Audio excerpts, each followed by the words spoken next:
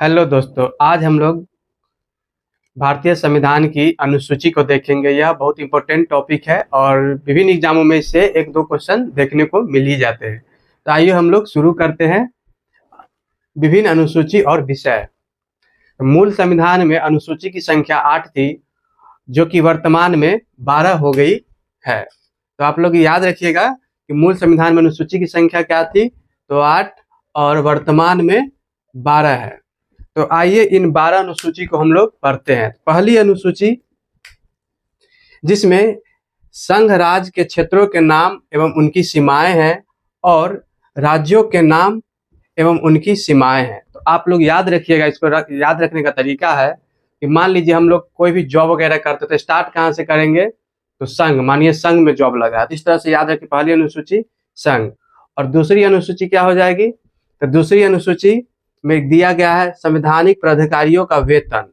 तो दूसरी अनुसूची में वेतन है, और इसी तरह तीसरी अनुसूची में शपथ ग्रहण है, जिसको हम लोग अभी देखेंगे। तो इस तरह से याद रखिएगा, पहले अनुसूची में संघ, दूसरे में हो गया प्राधिकारियों का वेतन, और तीसरे में हो गया शपथ। इसी तरह से इसको याद रखेंगे, क्योंकि वेतन जानने के बाद ही ना हम लोग शपथ लेंगे। तो इसी तरह से याद रखेंगे, संघ, फिर हम लोग को वेतन, तीसरे में शपथ ग्रहण। की तृतीय अनुसूची में शपथ प्रारूप का वर्णन है, और चतुर्थ अनुसूची में, मतलब चौथे अनुसूची में, राज्यसभा के सीट आवंटन के संबंध में राज्य एवं केंद्र शासित प्रदेशों हेतु, मतलब राज्यसभा में किस राज्य से कितने सीट और केंद्र शासित प्रदेश से रहेंगे, तो उसके बारे में चर्चा है चौथे अनुसूची में। और पंचम अनुसूची में, मतलब पांचवें अनुसूची में, अनुसूचित एवं जनजातीय क्षेत्रों के प्रशासन से संबंधित है। मतलब अनुसूचित एवं जनजातीय क्षेत्रों के प्रशासन से संबंधित वर्णन किस अनुसूची में मिलता है, तो वो पांचवें में मिलता है। और छठी अनुसूची में, छठी अनुसूची में क्या है कि पूर्वोत्तर के कुछ राज्यों में, पूर्वोत्तर के कुछ राज्य में, जैसे असम, मेघालय, त्रिपुरा और मिजोरम, तो इसको इस तरह से भी याद रखा जा सकता है। ए से असम, एम से मेघालय, और टी से त्रिपुरा, और एम से मिजोरम। तो एम टी एम करके याद रख सकते हैं, जैसे असम, मेघालय, त्रिपुरा और मिजोरम। मतलब जो भी नीचे वाले राज्य है, मैप में देखिएगा तो भारत के मैप में नीचे जो पूर्वोत्तर के क्षेत्र जो नीचे के राज्य है वो है, असम बीच में है, मेघालय भी नीचे है, असम के नीचे बांग्लादेश से बॉर्डर टच करती है, त्रिपुरा का भी करते हैं म्यांमार और बांग्लादेश से, और एक मिजोरम है, इसका भी बॉर्डर टच करता है आपको म्यांमार से। तो जो नीचे का है वही है।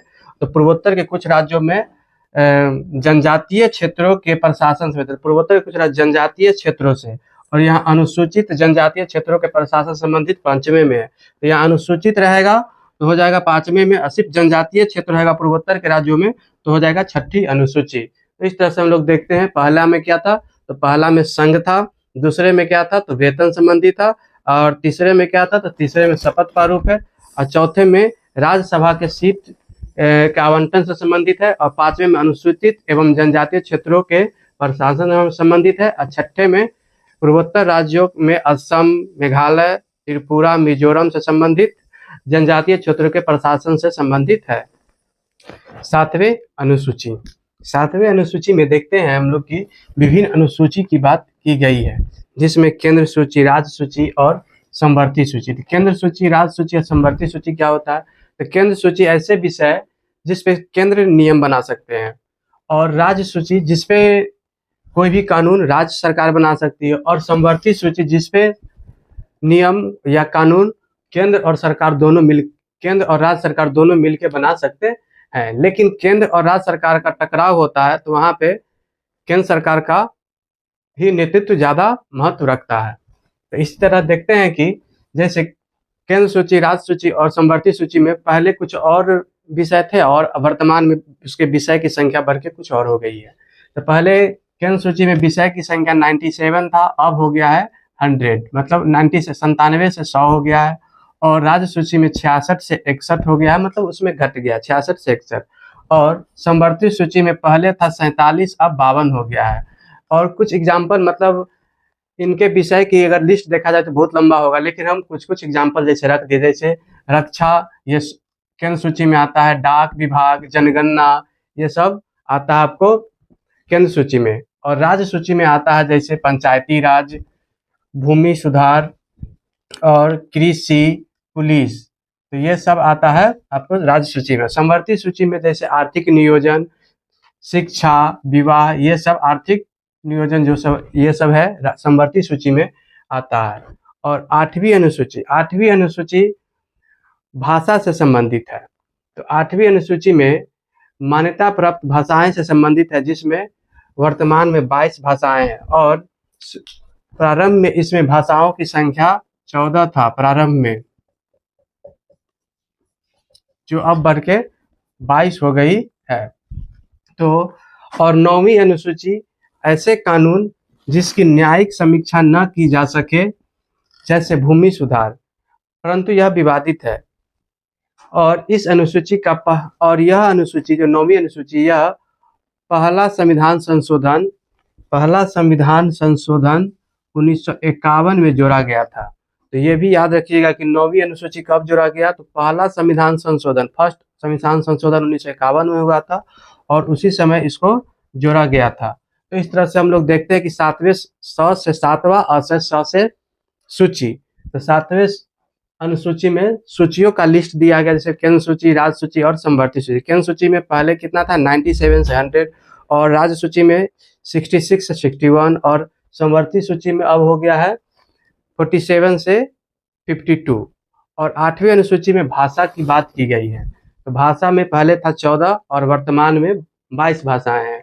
और 9वीं अनुसूची ऐसी कानून जिसकी न्यायिक समीक्षा न की जा सके, और यह अनुसूची फर्स्ट संविधान संशोधन 1951 के द्वारा जोड़ा गया है।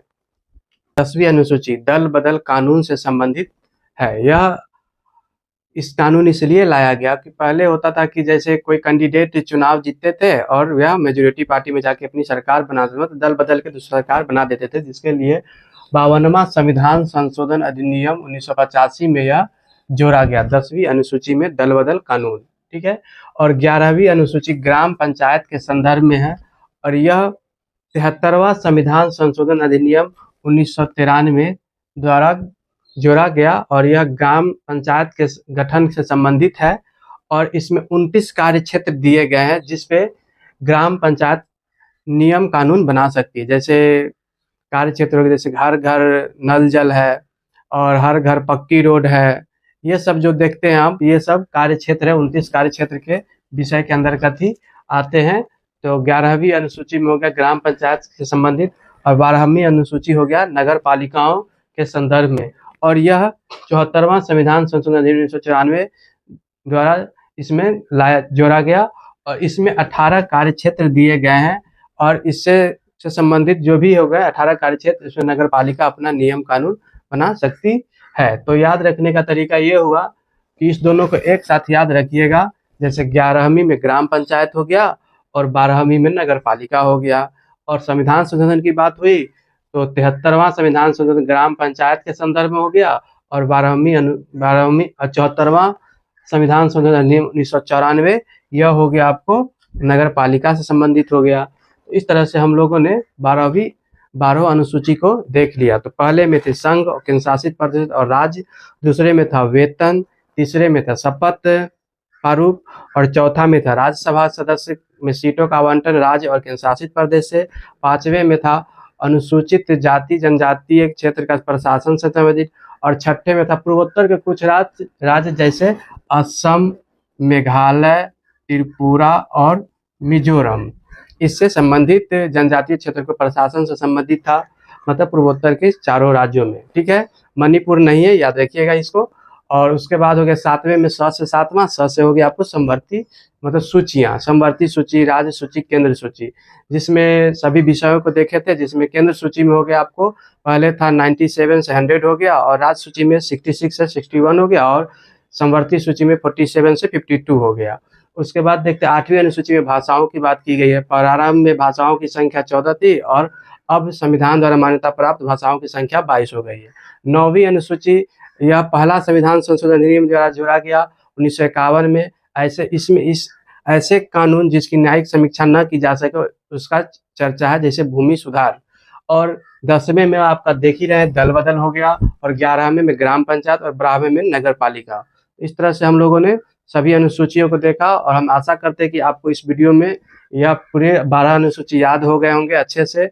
और आप एक काम कीजिए, इससे जुड़े सभी मतलब किसी भी किताब से क्वेश्चन लगाइए और देखिएगा कि आप एक अच्छे पोजीशन में आ चुके हैं इस टॉपिक को लेके।